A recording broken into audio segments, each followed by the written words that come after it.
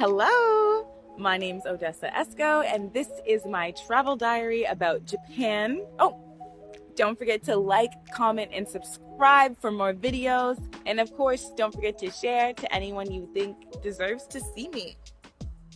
I will be taking you all back in time. As we know, there was a worldwide pandemic, so a lot of my travel diaries will be what I've already done in the past. And Japan was actually my first major travel in the entire world. It was the first time I left my continent. It was the first time I left my family. I left, my culture. It wasn't perfect because no place is, but I really would have spent, I think, at least 5 years there if the pandemic didn't start. I'll be doing my best to explain all the Japanese language and culture I experienced while in Japan. But of course, if I say something incorrect and you just know that's not right, please leave a message in the comments letting me know what error I've made. I don't want to misrepresent anybody's culture or language, so please let me know if that happens. I decided just to focus on the big categories of where I was living, where I was working, and what I was personally doing for fun. I did a lot in Japan, and there's no way it's all in this video. But I think these major categories are what I remember first and what I remember most anyways. So please enjoy this journey through time and let me know your thoughts and comments on Japan at the end. My first living situation was an apartment filled with lots of other English teachers. Actually, the company, ECC, I do not recommend working for them, but they did help you transition to Japan very well. There are lots of gaijin in this apartment, which means foreigner. So we were all kind of foreigners, and it helped us, relate to each other. But the apartment itself was very, very, very small. And that's a characteristic for all Japanese apartments. But this one was extremely small, especially for the price that they were charging. Living expenses in Japan are actually quite low, but once you get used to what things are worth, it's very clear that we were being overcharged as gaijin. The kitchen is very small. It doesn't have a conventional oven, so there's little burners. You can see the little burner on top of the mini fridge there, or the mini freezer. Everything is mini there, mini fridge, mini freezer. What I thought was interesting is that none of the windows have meshes to protect you from bugs or birds or flying beetles, which were a thing in Japan. So I wish they had some meshes. But other than that, it was a very nice place, and the management aside. The bathroom is really small, but here I can appreciate that the shower is separated from the toilet, which isn't always a thing. My second apartment was absolutely perfect.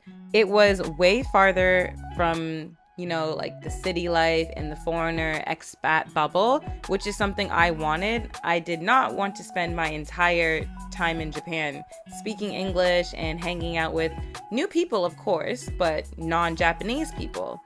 I moved really far out. It was like an hour away on the Green Line. If you ever go to Osaka and you look at the subway lines, you'll see the Green Line is kind of like the one that takes you out to nowhere.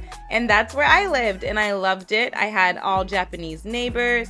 They were mostly elderly, actually. And this one elderly lady, she knew I couldn't speak a lick of Japanese. But every time she saw me, she would light up, she would talk to me, she would hug me, she would hug my dog, pet my dog. We both had toy poodles. I never knew what she was saying, but I always knew it was positive, and that's just something that repeatedly happened to me in Japan. Whether people could speak English or not, whether my Japanese could get through to them or not, people were always very intentionally helpful. So back to the apartment. This is the second apartment I lived in, and you can see that it's a little bigger already just from the front door, and you can see the burners are a part of the countertop, which is nice, and it has a little bit more like space for you to cut and chop things up. I also really appreciated the direct separation of the kitchen. It's not a studio like my first apartment, but in Japan it's like something can be a studio and then like not a studio but look pretty similar. So this is still a studio, but it does have separation from the kitchen and the front door area and the bathroom. And then you can come into this space here where it's like your private living room area. Your bed is a loft bed, and underneath, that's actually all storage. It's like another room. I loved it. And you have a nice desk they provided for you. And if you were to be in this photo and turn around, you would be facing a balcony, actually. And that's where I hung all of my clothes. Everybody hangs their clothes to dry out in Japan. It's very similar to Mexico, wherein most people don't have a washer and dryer. At most, they'll have a washer, but most people don't have either. And going to the laundromat is very affordable and very convenient, actually. Of course, I had a bathroom here too. It was bigger, but pretty similar to the last one. It was just a little more new. So those were the 2 apartments I stayed in while living in Osaka. The first one I didn't really like, but location. It was very central, near Namba, near Daikokucho. Those are really nice areas. If you go to Japan, Osaka City, you'll really want to go to those areas. The second one was more out of the way, but it actually aligned more with my personal hobbies.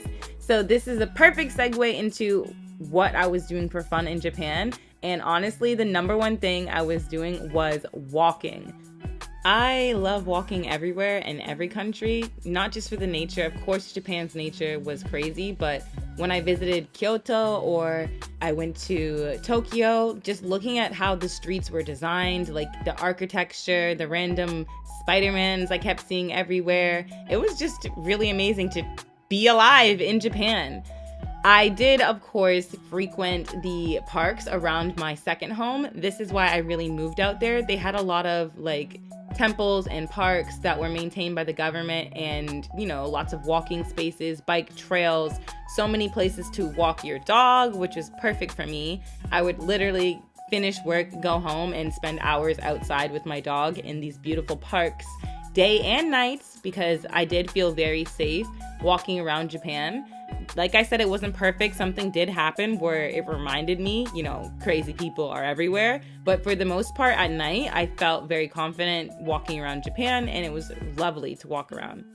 My dog went everywhere I went, of course, but he really liked the rose garden that was near my house. It was really beautiful. There's official names and places I'm intentionally kind of not telling you guys, just because I have my photos all mixed up and I don't want to keep going in and out of I'm here now and oh, and now we're here. So just enjoy the scenery of me and my dog.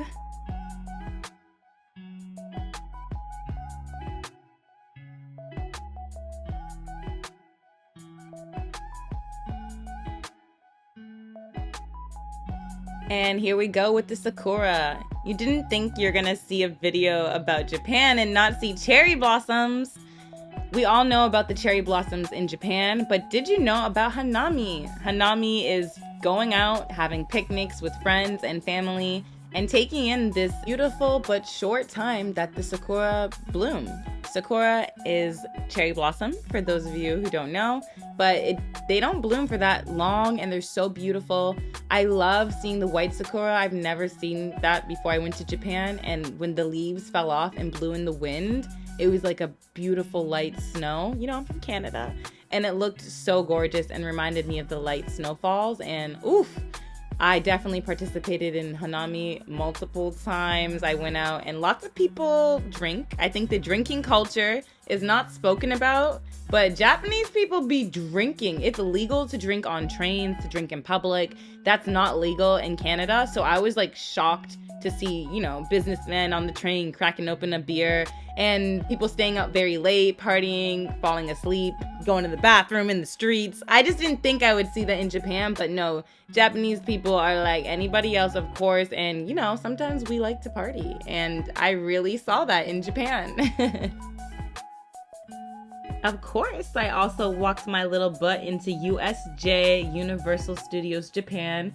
I got the best Harry Potter experience, even though it was completely in Japanese. Like, Harry Potter transcends all languages. Like all the Harry Potter nerds I saw, and how much effort the actors put into making sure the world felt real for us. Obviously, I went to the Harry Potter world only, basically. The actors were foreigners, but they obviously took the Japanese customer service standards very seriously. I don't think I would have had this same experience in other countries.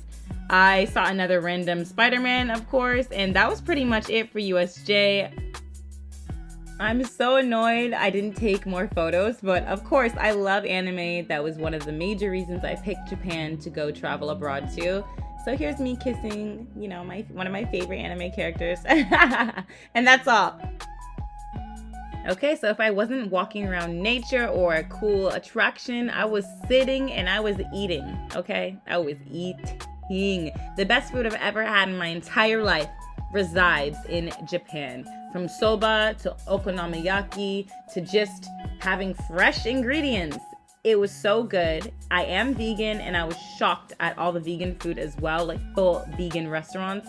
Mostly in Kyoto, I have to say, those were really delicious. But I did have this delicious vegan parfait in the cat streets of Tokyo. I dream about it. Here is a very candid shot of me and my friend in an izakaya. An izakaya is like a pub or an alcohol restaurant. You get really cheap alcohol and small portions of food that you can order really quickly to your table. They're open really late, and yeah, that's it. You go there to drink. This one had a mega beer, and my friend is showing you how large the beer is by putting his fist against it. He's a grown man, and that thing looks like a baby fist. All right, it's time to go to work. I did primarily go there to work. That's what my visa was for. So I'm showing you my classroom and my school. I worked for Blue Dolphins after school program. It was me, another native teacher or speaker, and then 2 Japanese co-workers. One was the principal, like the manager, and then the other one was our, co-teacher. She helped us do everything, and she would use Japanese if we couldn't get a message across. They're really small students, so sometimes that was necessary, but for the most part, we just did everything in English. Even nonverbal students who didn't know anything in English, it was all in English, and they learned slowly. I designed everything you're seeing in these pictures, very proud. I had a Harry Potter, I guess I can't say Harry Potter for legal reasons, but it was a magical themed classroom. I had a big spell book with all the dates and numbers for the calendar. We did that every morning together. I had lots of things hanging from the sky. We did arts and crafts. This school program was so cool. We did arts and crafts and food, and I loved it. It was so sad when I had to leave. I had lots of memories with these students, and I miss them. This is Tomoko. She went to USJ with me. Tomoko, I miss you. I'm sorry I lost my connection with you. If you ever see this, please find a way to find me. The only downside, besides my English coworker, we didn't like each other, was the commute. Ooh, that killed me. But Japan is worth it because the party side of the work culture is just as intense. This is Ghost. That was one of the clubs I frequented a lot. Lots of foreigners and Japanese people went there, so it was a nice mix. I got to see a drag performance. Everything was happening in Japan. So Halloween and Christmas are celebrated in Japan, but definitely very differently than back home here in Canada. Christmas is for couples, and Halloween is for everybody and their mama, okay? Everybody was on the streets for Halloween. The costumes, the effort, the performance. Ooh, I've never experienced a better Halloween than I had in Japan to this date. I'm just being loved off by all of the people in the city. Everyone loved my costume. We went out multiple times. The first time I went out with my friends, I went with some coworkers at my current school, and they were just amazing. They took me out. I didn't really know what to expect. It was my first Halloween, and they're like, yeah, just come with us. I dressed up as a skull, and they were candy skulls, so I kind of fit in. People were taking pictures of me, taking pictures with me, letting me take pictures with them, and I got to see my heroes. I got to see, Attack on Titan, of course, but I got Mikasa all to myself. I was freaking out. I was such a nerd at that time for that anime, so it was perfect. I'm a gamble freak, so these girls, I screamed at them when I saw them. I was like, oh my god! And then the next time I went out, I was Penny Proud. This is Penny Proud, if you don't know her. She's from an American cartoon. I went out with more American friends here, and we all dressed as cartoon characters from our childhood. So you might not understand what's going on, but we had great costumes, and again, even more costumes to see. My friend was a Hanami mat. I told you earlier what Hanami was, so that was just hilarious. That's it. I hope you know a little bit more about me, and of course a lot more about Japan. I'll be posting my next travel video soon, so maybe like, comment, and subscribe and share to get it out faster. Leave a comment to a city or a country if you want to know if I've been to it, and maybe that could be the next video. As always, stay cute, and I'll see you next time. Bye!